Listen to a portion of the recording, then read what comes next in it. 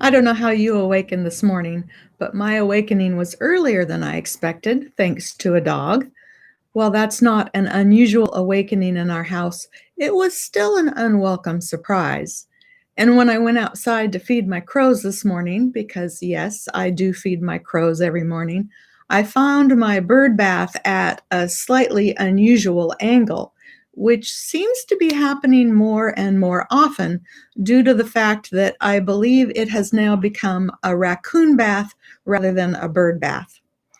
Life is full of surprises, sometimes welcome, sometimes, well, we just work around them. So this morning, I thought we'd talk about that, about those surprising wow moments in life. And I thought we should start with the first time Jesus made people stop and go, wow. So from the Gospel of John, chapter 2.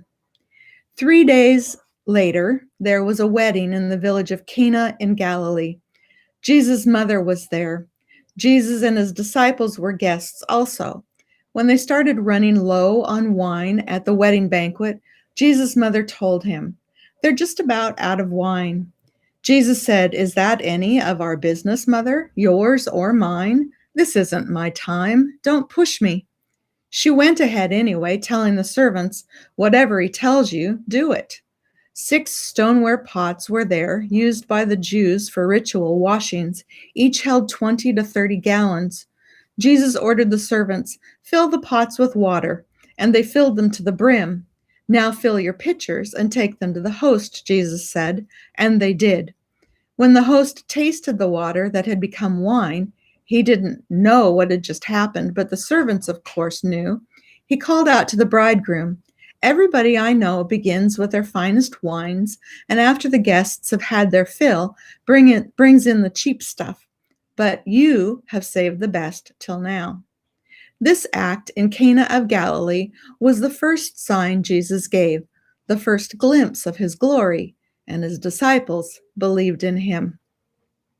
This morning, I'll be reading from Anne Lamott's book, Help, Thanks, Wow, which you can see has been all but demolished by a dog. We'll just give up on the back cover there.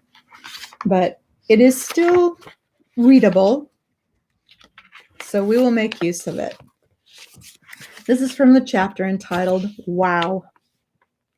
The third great prayer, wow, is often offered with a gasp, a sharp intake of breath when we can't think of another way to capture the sight of shocking beauty or destruction, of a sudden unbidden insight or an unexpected flash of grace.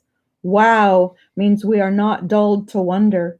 We click into being fully present when we're stunned into that gasp by the sight of a birth, or the images of the World Trade Center towers falling, or the experience of being in a fjord at dawn for the first time.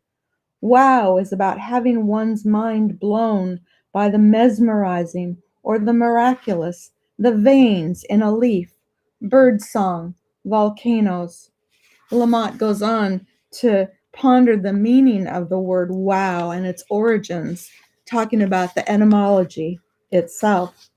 And then she says, "I remember hearing wow for the first time from the mouth of our most beloved family friend, a German nature lover named Gertrude. She said 'thou' a lot when she and her husband took my family out onto San Francisco Bay on their small sailboat, and when we went out on a wildflower hike in Yosemite. 'Thou, look at this,' looking straight up from beneath the Golden Gate Bridge. 'Thou, look at this!' Alpine blue, spider lupine, monkey flowers, paintbrush. Wow, because you are almost speechless, but not quite. You can manage barely this one syllable. When we are stunned to the place beyond words, we're finally starting to get somewhere. It is so much more comfortable to think that we know what it all means, what to expect, and how it all hangs together. When we are stunned to the place beyond words, when an aspect of life takes us away from being able to chip away at something until it's down to a manageable size, and then to file it nicely away, when all we can say in response is, wow, that's a prayer. Let's pause for a moment to catch our breath before we launch into a new week. Just breathe slowly, gently. Just be slow and gentle with yourself because you know there will be surprises in the days ahead, some good and some, well, you'll just live with them. So breathe in Spirit's presence as she celebrates those joyful moments with you. And breathe out the nerve-wracking tension or uncertainty or grief that grabs you the moment something unexpectedly sad or disturbing or downright awful comes your way. Breathe in peace of mind, presence of mind, the strength of your own spirit to handle whatever comes your way. And may Spirit walk with you through each of the days to come. You got this.